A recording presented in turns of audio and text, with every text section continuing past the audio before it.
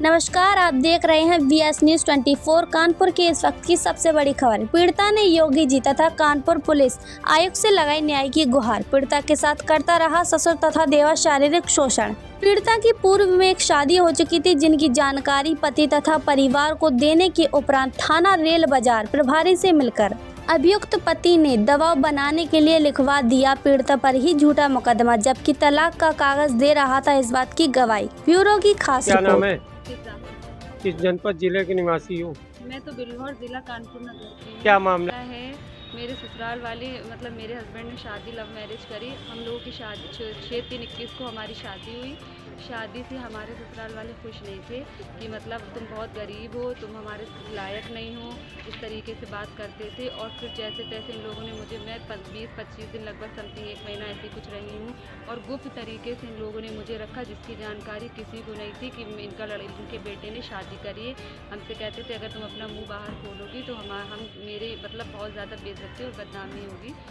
तो बदतमीज़ी करी, मेरे साथ में छेड़छाड़ करते थे, जहेज की डिमांड करते थे। और मेरे साथ जब मेरे हस्बैंड दुकान चले जाते थे तो ये लोग मेरे साथ में मतलब रेप करते थे। 2-3 बार इन लोगों ने, इनके जो भाई हैं इमाद सामा, इन लोगों ने मेरे साथ ये सब किया। और मेरे जो ससुर है ना, वो तो हमेशा मुझे छेड़ते ही रहते थे, कहीं मेरे कमर में हाथ लगा रहे, कहीं कहीं लगा रहे। इस तरीके से मेरे सीने पे भी उन्होंने कई बार 2-3 बार टच मुझे करा।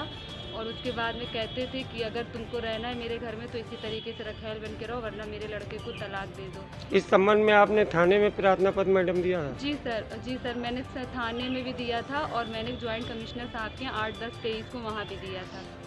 इससे पहले मैंने 12-10-23 को ज्वाइंट कमिश्नर साहब के यहाँ दिया, और 8-10-23 इसमें कोई कार्रवाई हुई मैडम? नहीं, कुछ कार्रवाई नहीं हुई। हमारा मीडिएशन भेज दिया गया था।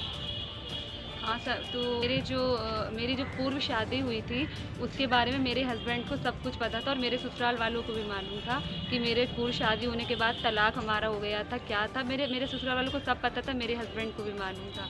उसके बाद में फिर भी इन लोगों ने क्या करा, मीडिएशन से कॉम्प्रोमाइज़ करवाने के बाद में पूरी प्लानिंग से 1.5 महीने के बाद मेरे और मेरे घर वालों के अगेंस्ट फर्जी मुकदमा किस धारा में लिखाया? धारा 386 लगवाई है, और 495, 506, 507। जबकि मेरे घर वाले कभी इन लोगों के घर पे कभी नहीं आए, और ना ही कोई लोकेशन है, फिर भी पुलिस ने ज़बरदस्ती 386 लगवा दी। किस थाने से लगा? थाना रेल बाजार।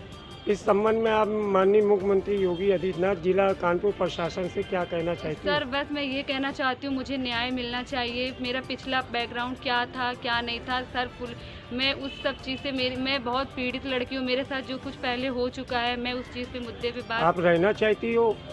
हाँ सर, मैं रहना चाहती हूँ कि मुझे बस रख ले, कहीं भी रखे, लेकिन मैं तलाक नहीं दूंगी, ना ही मुझे उनसे कोई पैसा चाहिए।